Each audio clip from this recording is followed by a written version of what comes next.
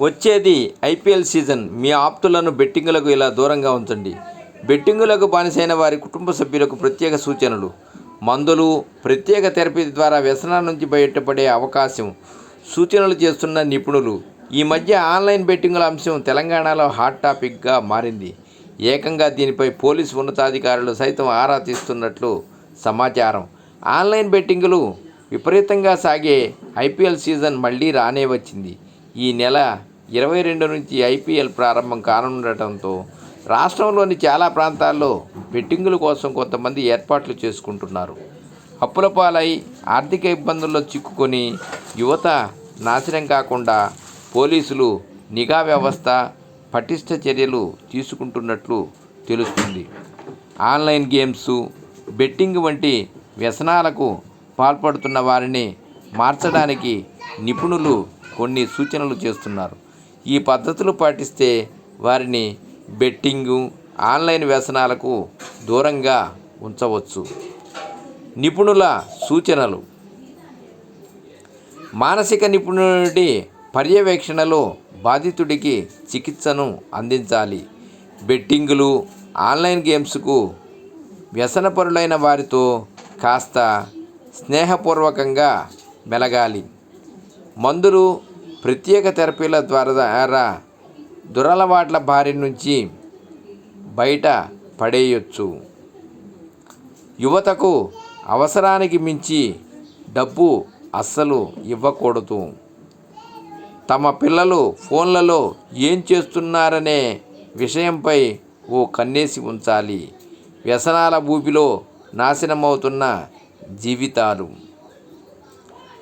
గతేడాది మే నెలలో సూర్యాపేటకు చెందిన ఓ వ్యక్తి ఆన్లైన్ బెట్టింగులకు బానిసగా మారి ఆర్థిక ఇబ్బందులతో హైదరాబాదులో ఆత్మహత్యకు పాల్పడిన ఘటన కలకలం రేపింది.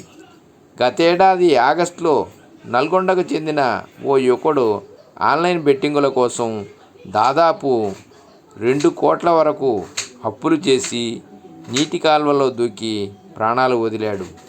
మిర్యాలగూడ మండలానికి చెందిన ఓ యువకుడు ఆన్లైన్ బెట్టింగులకు అలవాటై డబ్బుల కోసం తల్లిదండ్రులను వేధిస్తుండటంతో భరించలేక వారు ఓ స్వస్థత కేంద్రంలో చేర్పించారు.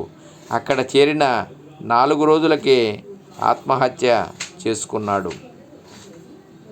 మద్యం, డ్రగ్స్ మాదిరిగానే ఆన్లైన్ బెట్టింగులను ప్రోత్సహిస్తున్నారనే కారణంతో ఇటీవల పలువురు యూట్యూబర్లు, యాంకర్లు, నటులపై పోలీసులు కేసులు నమోదు చేశారు.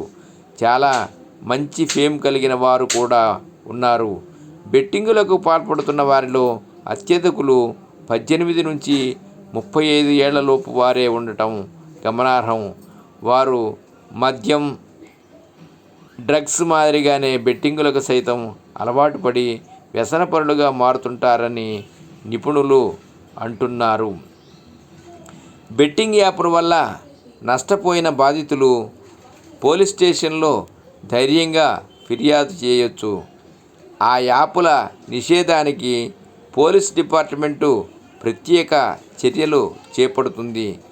యాపుల నిర్వహణ, ఆటలపై బెట్టింగ్లు పెట్టడం చేసిన వారిపై చర్యలు తీసుకుంటాం. బెట్టింగులను ప్రమోట్ చేసే వారిపైన చట్ట ప్రకారం చర్యలు ఉంటాయి. తల్లిదండ్రులు తమ పిల్లలు ఫోన్లలో ఏం చేస్తున్నారో చూడాలి. కె. రాజశేఖరరాజు, డిఎస్పి, మిర్యాలగూడ. సర్వే జనా సుఖినో భవంతు. ఓం నమః శివాయ. ఓం నమః శివాయ.